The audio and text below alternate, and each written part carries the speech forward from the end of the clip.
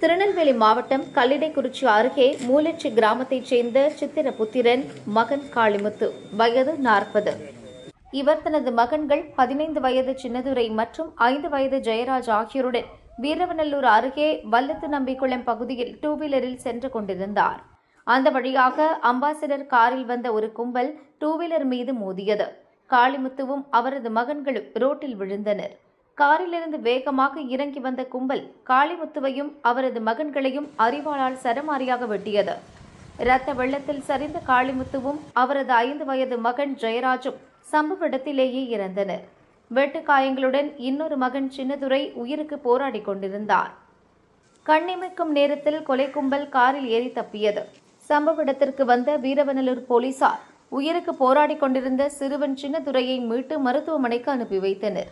கொலை செய்யப்பட்ட அப்பா மகன் சடலங்களை கைப்பற்றி பிரேத பரிசோதனைக்காக அரசு மருத்துவமனைக்கு அனுப்பினர். கொலை நடந்த இடத்தை SP விஸ்வேஸ் பாலசுப்ரமணியன் தலைமையிலான போலீசார் பார்வையிட்டனர்.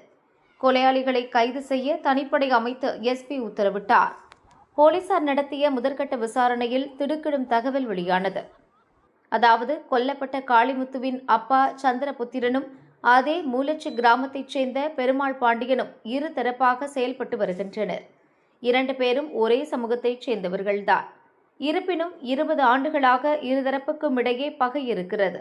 இந்த பகையில் இருதரப்பிலும் பலர் கொல்லப்பட்டிருக்கின்றனர். இந்த பகையின் தொடர்ச்சியாகவே சித்திரபுத்திரனின் மகன் காளிமுத்துவையும் பேரன் ஜெயராஜையும் பெருமாள் பாண்டியன் தரப்பு கொலை செய்திருக்கலாம் என்று போலீசார் கருதுகின்றனர். இந்த கோணத்தில் தொடர்ந்து விசாரிக்கின்றனர்.